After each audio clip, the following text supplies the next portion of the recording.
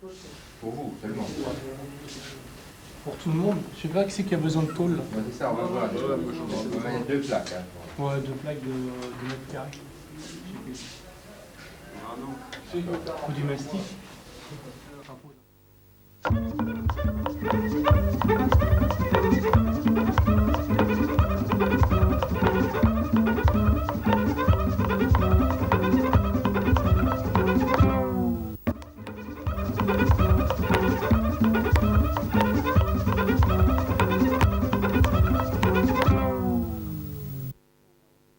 Au cœur du lycée professionnel se niche un outil en or, l'objet à usage professionnel.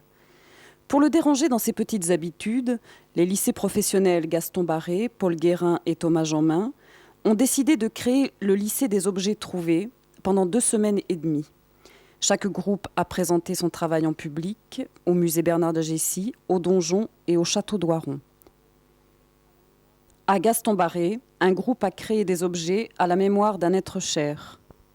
Un second groupe est allé du côté du musée Bernard d'Agessy pour y choisir des objets anciens et les garnir d'une nouvelle histoire.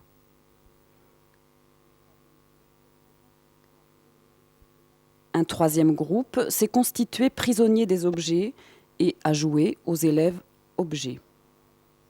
Est-ce qu'on s'emmerde, putain, cette boum alors elle est vraiment nulle, hein. Sur l'anniversaire, moi des comme ça j'en fais plus, hein. Qu'est-ce qu'on s'emmerde. À Thomas Jeanmain, une classe a fabriqué des objets que chaque élève a pu revêtir selon ses propres formes.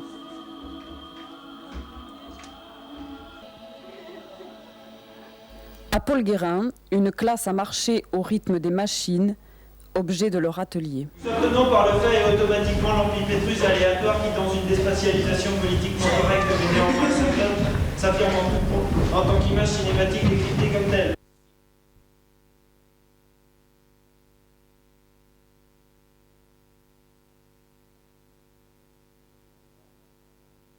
Là, bon, alors je pourrais faire ce cadre en hommage à Vincent Van Gogh. Par exemple, personnellement. C'est pas ça, mais l'idée c'est ça. Tu peux faire l'hommage à ta grand-mère. Mais c'est l'idée, c'est ça, tu vois. Alors, un cadre, il peut être fait de n'importe quoi. Il peut être fait de morceaux de pneus, il peut être fait en métal, il peut être fait en verre. Un cadre, il peut être fait d'un objet, alors là, à part entière.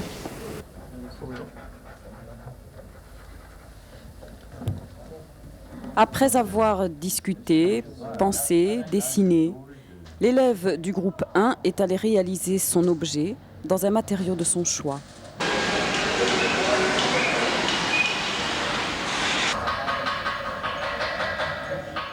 Une fois l'objet réalisé, un petit texte d'explication en hommage à l'être cher a été écrit. Ouais, vas-y, stop. Cette musique est pour moi une thérapie, elle me pénètre dans... Cette musique est pour moi une thérapie, elle me pénètre dans le cerveau. Cette musique est pour moi une thérapie, elle me pénètre dans le cerveau, elle circule dans mon sang.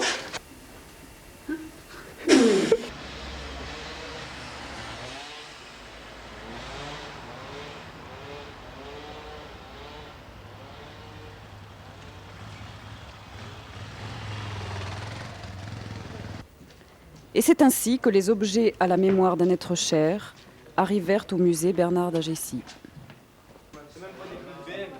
Vous n'avez pas bougé, Nicolas, la stèle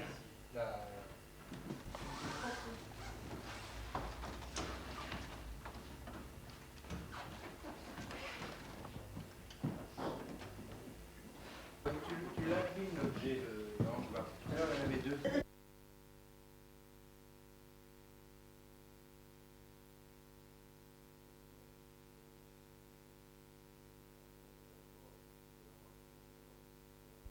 Donc cet instrument, nous l'avons acheté récemment. Il y a 2 ans, on en a acheté un autre depuis, même plusieurs, parce qu'il a été fait à Niort en 1890. Donc dans l'avenir, cet instrument qu'on appelle une viole de gambe, qui est un peu une sorte de violoncelle, mais plus ancien, donc sera exposé dans une des nouvelles salles du musée dont je vous ai parlé. Pendant ce temps, le second groupe de Gaston Barré travaillait déjà au musée Bernard d'Agessy, à la découverte de ce nouveau musée, pour pouvoir choisir l'objet avec lequel il allait jouer. Qu'est-ce qui veut ça? Ça, c'est un truc absolument magnifique. Un très beau travail. Qui voudrait ça? Votre travail actuellement, dans ce que vous faites, c'est de travailler pour faire des objets et pour vivre dans un monde d'objets. Donc l'objet nous entoure, nous imprègne, et les artistes se sont dit, ben, pourquoi pas essayer de faire comme si les objets avaient une vie propre. Tu sais, il peut très bien à un moment donné, oh ben c'est des loups, regardez, c'est pas l'autre, hein, c'est pas l'autre. Tu vas pouvoir donner du mouvement. Ouais, faire bouger le public. Ok. Vous mettez ça par terre comme ceci. Vous prenez la poussette, vous reculez, donc la poussette. Ensuite, vous mettez le frein toujours, que ça se barre une deuxième fois, parce que l'enfant dedans. Vous mettez ça autour de la roue comme ceci. C'est un peu.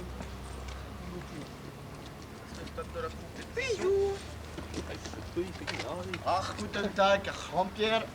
Bonjour Jean-Pierre.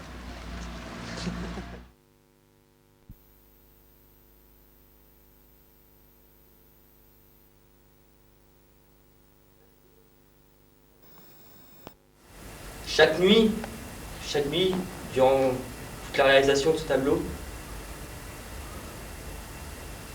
j'avais des flashs. Je me suis dit, je voyais les cheveux, je voyais les joues, je voyais ses lèvres. Et chaque nuit, je me levais, je donnais 2-3 coups de pinceau et ça a pris forme peu à peu. Je vais vous la faire voir. Non, le passionné de football, il sait tout. Il sait que c'est l'arbitre, il sait tout. Non, mais je suis pas passionné, c'est lui qui m'a invité. Ton texte, c'est ça, on est en plein dans le problème. Hein. C'est le texte de quelqu'un qui est passionné. Ah ouais. Le ton et l'attitude, c'est tout à fait ça. Continue sur ce ton et cette attitude-là. S'il touche fort, ça fait oh. Et puis s'il touche pas fort, on peut jouer sur. Oh. Attends, faut pas que tu fasses ça. Pas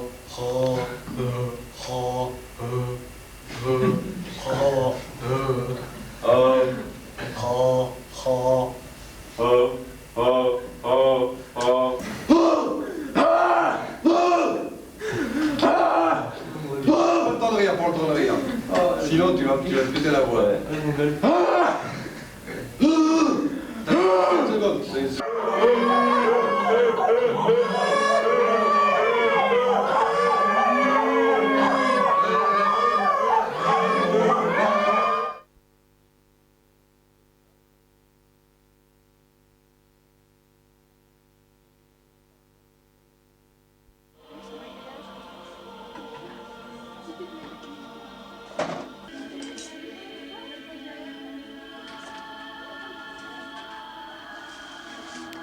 À partir de matériaux plus ou moins insolites, les élèves de Thomas Jeanmain ont créé des objets destinés à être portés.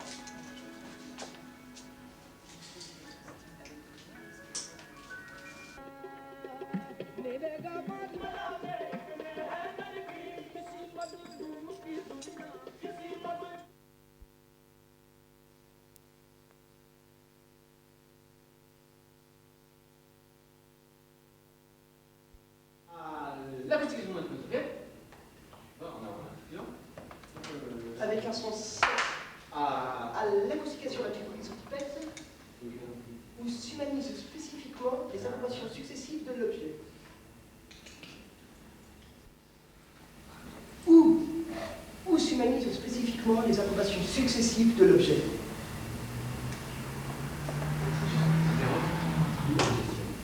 Ah, bonne réponse là.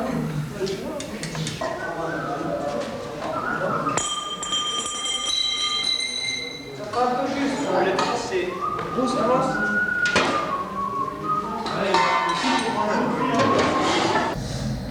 c'est C'est en écoutant les objets de leur atelier que la classe de Paul Guérin a réussi à parler à leur rythme.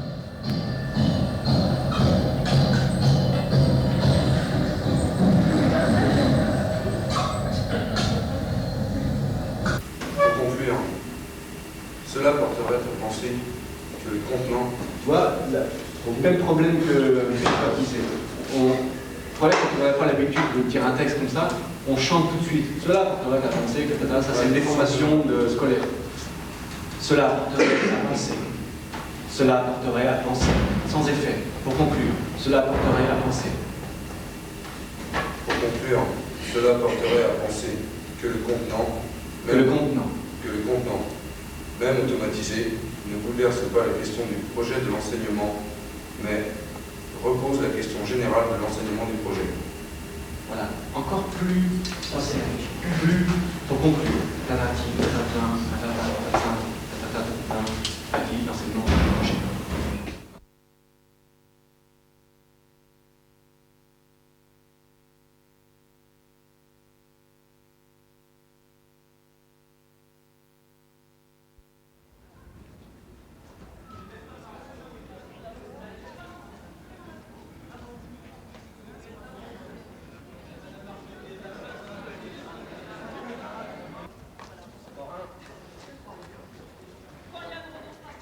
La Formule 1 est une grande partie de ma vie et me battre au volant est dans mon sang.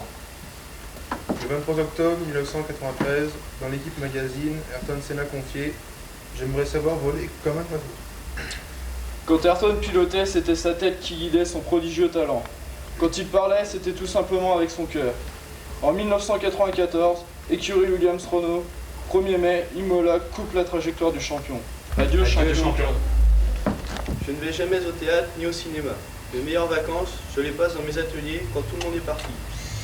Je ne me suis jamais pris pour un inventeur ou un ingénieur, mais seulement comme un promoteur ou un agitateur d'idées.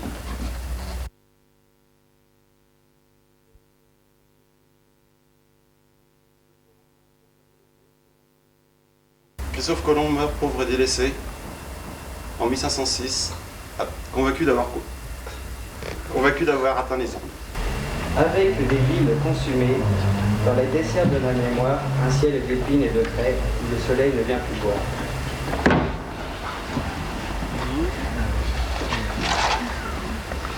Arthur le sait pertinemment, et lorsqu'il sera blessé au cours de la bataille de Camlan, c'est à Lancelot, tragiquement absent du combat, qu'il songera à confier Excalibur, l'épée de souveraineté, qu'on ne peut mettre entre toutes les mains. Voici donc la copie de la boîte à canne de Jimi Hendrix, où il avait l'habitude de stocker ses drogues et qui est mort en 1970. Son histoire a marqué le rock'n'roll grâce à ses techniques révolutionnaires, comme de jouer derrière la tête ou avec ses dents. Je vous propose donc de l'écouter.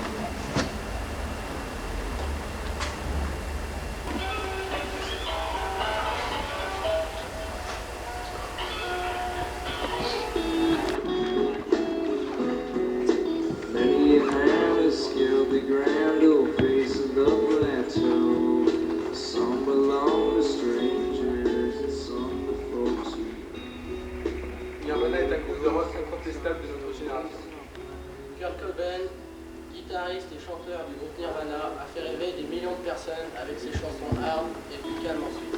Son dernier concert, Unplugged in New York, a été son ultime et plus grand succès de sa brève carrière. Malheureusement, la drogue et l'argent l'ont dépassé.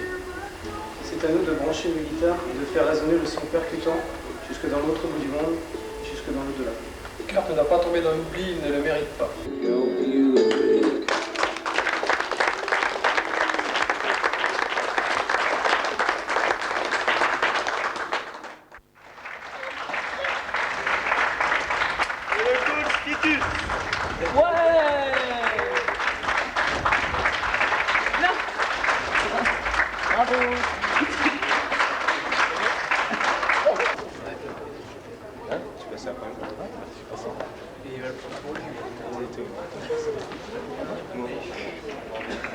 Que bon, ça, quelques années, moi-même je mangeais un champignon mortel et j'ai gonflé.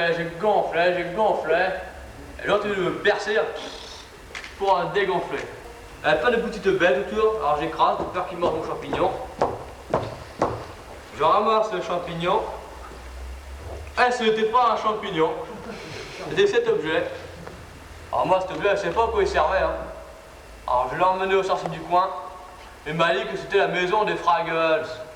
Ah bon, les Fraggles, j'aurais bien voulu les voir. J'ai secoué. Hein. Ah, il est tombé. Je sais pas où c'était. Hein.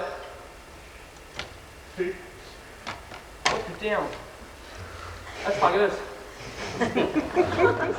Bonjour, je m'appelle Marcel Pilosite. Je suis le petit-fils d'Edmond Pilosite, le célèbre inventeur de cette machine. Alors cette machine s'appelle l'épile-poil. Alors comme son nom l'indique, l'épile-poil sert à épiler les poils. Alors je vais faire une petite description de cet objet.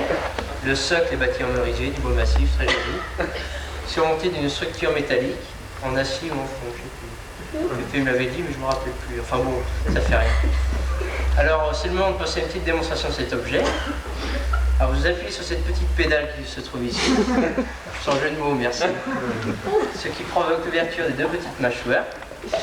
Alors, passez les poils en Moi, je peux vous faire du coup de poil, mais on va faire le geste quand même. Vous relâchez la pédale et vous tirez d'un coup sec.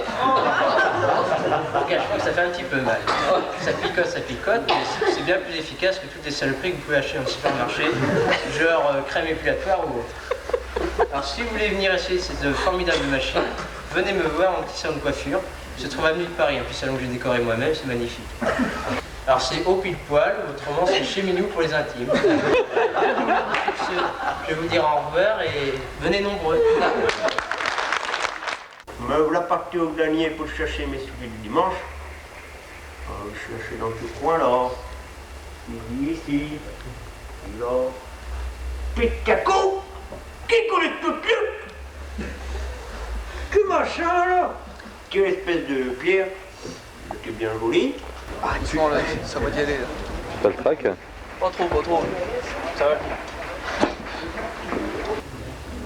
Bonjour.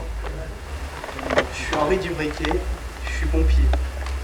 Je suis pompier à Villeneuve-la-Comtesse. Et je fais les guêpes. J'ai peur du feu. Notre délicieuse ville, lors d'une savoureuse visite annuelle auprès de l'artiste local Gaston Barré, a tenu à recevoir le plus grand, le plus talentueux, le plus somptueusement doué, et lui a commandé l'objet de cette inauguration.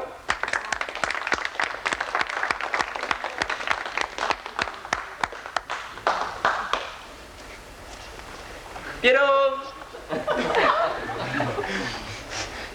Pienso que quand il m'a commandé cet objet à faire, j'ai dit pas de problème. Parce que quand je crée, ce n'est pas moi qui crée, c'est mon imagination et Dieu sait qu'elle est débordante. Mais je voudrais surtout remercier ma famille, Anita, José, Juan, Carlos, pour le soutien moral qu'ils m'ont apporté, c'est très important pour moi. Mais je voudrais surtout remercier mes petits personnages que j'aime beaucoup. Et je voudrais lui dire de venir. Mais personne ne bouge! Donnez-moi le pied! Donnez-moi la carte! Donnez-moi la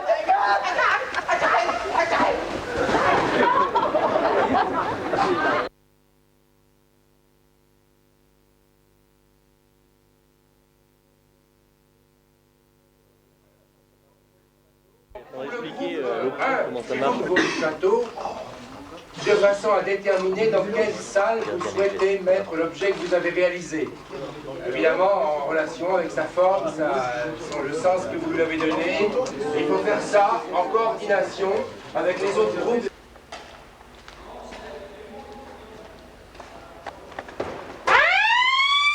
Ah, Juju, la chaussure! Non, c'est le violet, c'est le fait que Aïe! Aïe!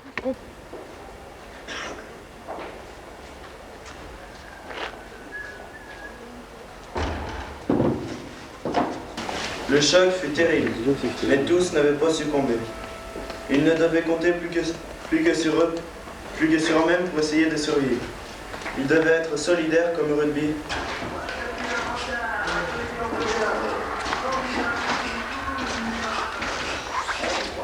cette vedette.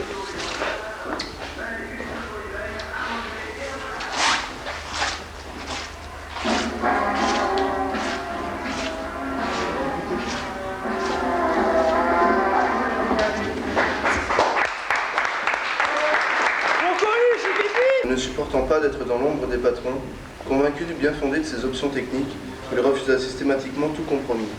Son génie ayant été rapidement reconnu, il n'eut toutefois aucun problème pour trouver des commandes. Arthur n'est devenu roi qu'après avoir brandi son épée. Avant ce moment décisif, il n'était rien. C'est son épée, l'objet divin ou magique, deux noms signifient violente foudre. Est-ce qu'il y a différents types d'art, comme peindre avec ses pieds, peindre sur une photo ou ne pas peindre du tout, là-haut? Pour en arriver à ceci, alors comme vous avez pu le remarquer, si vous connaissez,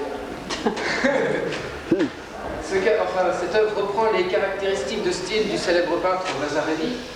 Alors pourquoi Vasarely? Tout simplement parce que le support ici utilisé se prêtait bien au mouvement virtuel de l'art cinétique qu'il a lui-même illustré, mais nous allons y revenir. On peut s'apercevoir que le cadre est 8 fois plus petit que la toile. Mais le plus étonnant, c'est la vision que nous avons de l'ensemble quand on fait tourner ce cadre. Et pour en revenir à Vasarely et à son style, nous avons ici la mise en application des fondée sur l'illusion optique et relative au mouvement. Ouais.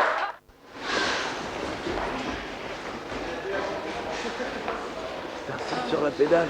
C'est pour ceci que mon père, Adolf von Kreiner, créa les chaînes à poussettes.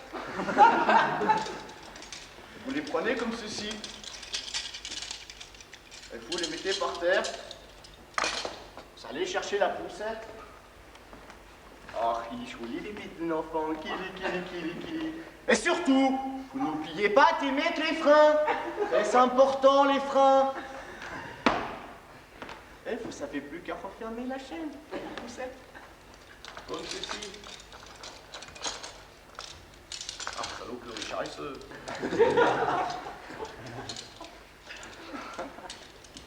Un objet comme celui-ci coûtait environ 100 francs français les deux à l'époque. C'est pour cela que je recherchais ou l'apparature pour faire un nouveau prototype. J'espère que cela vous aura plu. Au Wiedersehen.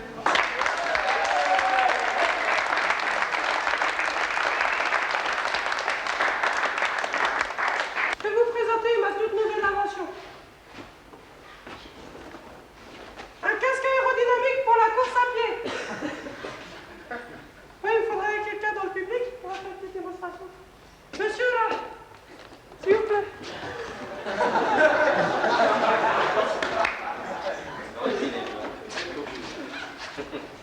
Merci, monsieur.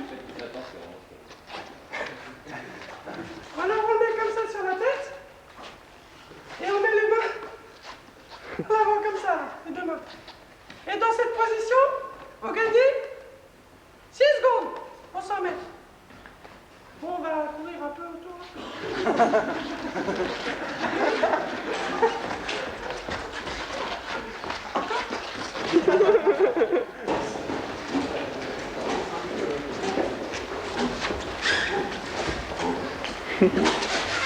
Bonjour, je m'appelle. Comment allez-vous? Je me présente. Kundi Tawi, du clan de Tartawi. Je suis le dernier descendant de ce clan. Je viens d'un petit village qui s'appelle Kounoulélé, qui se situe au centre extérieur. Voilà. Je m'appelle John Conniff. Je suis favorable pour l'enseignement traditionnel. Comme dans le temps. Combien de fois j'ai entendu dire mon père se faisait taper sur les doigts quand il travaillait mal à l'école.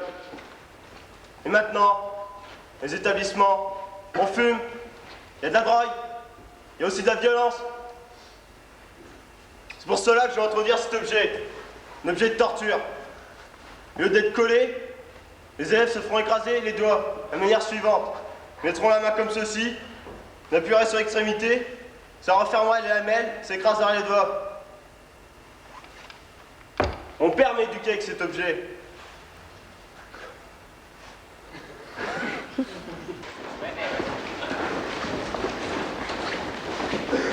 Moderada, Sergio. Je me présente. Je m'appelle Abdelhamid. Je suis propriétaire d'une petite île dans le Pacifique, mais je suis pêcheur avant tout. Nous sommes une soixantaine de familles à vivre sur cette île. Nous vivons essentiellement de la pêche. Notre problème capital, c'est que nous n'avons pas d'électricité, donc nous n'avons pas de phare. Alors, il y a des gars qui se sont perdus et tout, c'est embêtant. Alors, nous avons fabriqué des petits bateaux dont je vous ai apporté la maquette. Je vous la montre. Vous voyez, c'est en bois. Et on peut distinguer une bobine à l'intérieur. Il y a à peu près 50 km de corde. Alors, nous attachons la corde au quai du port, nous partons et la corde se déroule au fur et à mesure. Je suis l'inventeur d'Artaigne. Pour coiffer le beauté. Je suis champion de concours de beauté depuis 1994 avec Blanchette, qui est devenue Miss Poitou. C'est une honte! C'est un scandale! Les Anglais, ils croient qu'ils ont inventé le bowling? Mais c'est nous les Français qui l'avons inventé! Il y a déjà ça 2000 ans! Alors, vous saisissez le goulage comme ceci, vous mettez le pouce à l'intérieur, les quilles sont à une distance de 25 mètres. Allez, poussez, vous soufflez. Et on lance!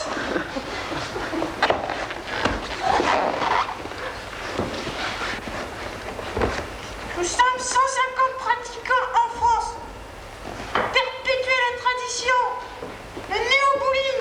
Le bowling français. Je vous remercie de m'avoir écouté.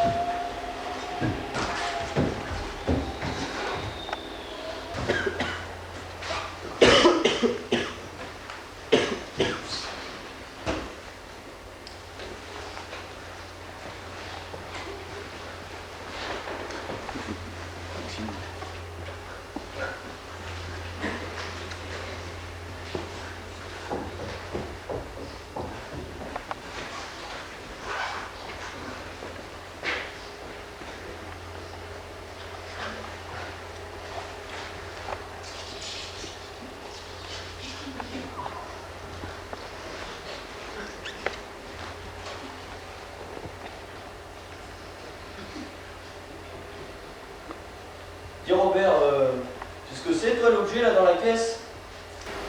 Et Robert, t'as quelle heure toi? Moi j'ai écart là. Moi j'ai 30. Alors Robert, il est écart et je suis sur mon cou, c'est une Solex. Non, il y a une Rolex plutôt. Ah non, c'est marqué Solex. Mets-toi écart s'il te plaît.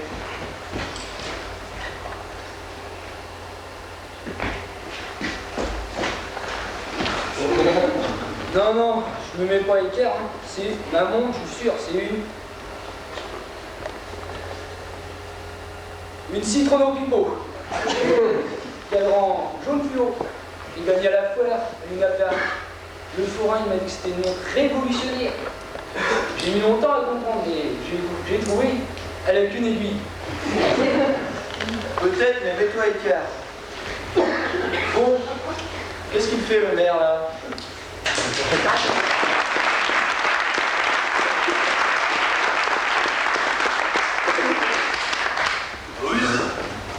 Cette grande ami m'a beaucoup soutenu.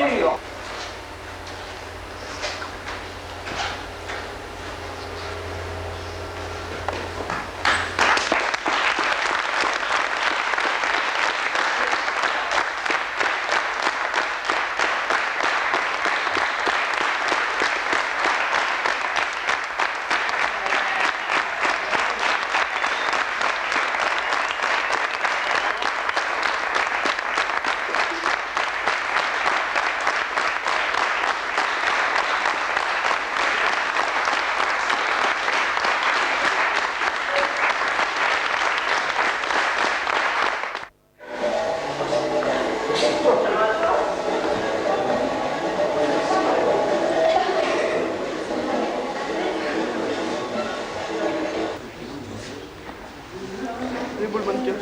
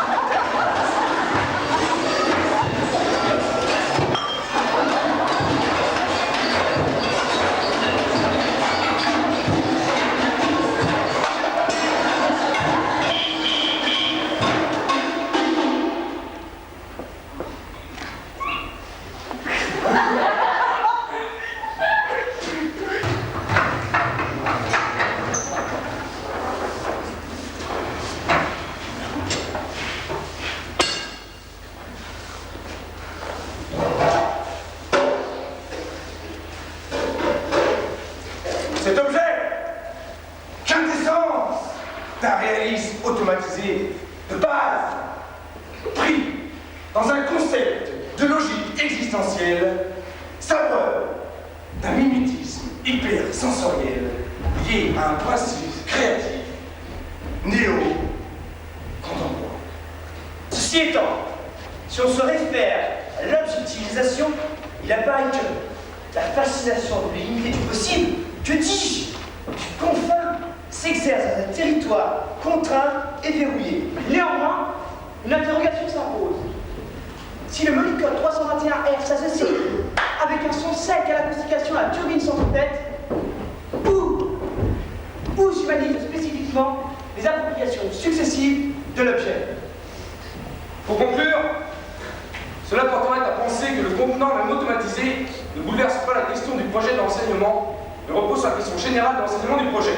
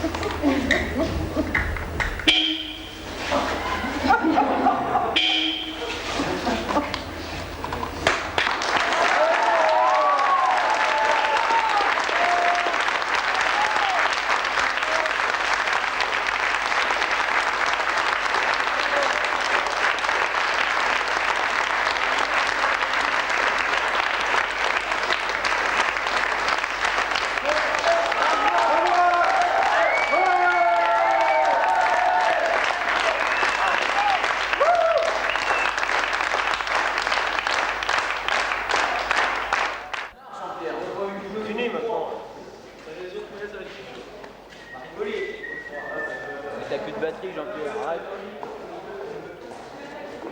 Jean-Pierre. Ah, Jean-Pierre.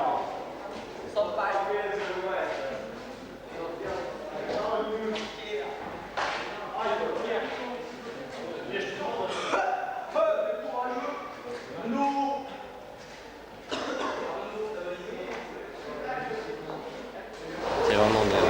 C'était super. C'était super. Je tiens à témoigner. On peut dire c'était super. C'était très fin. C'était très fin.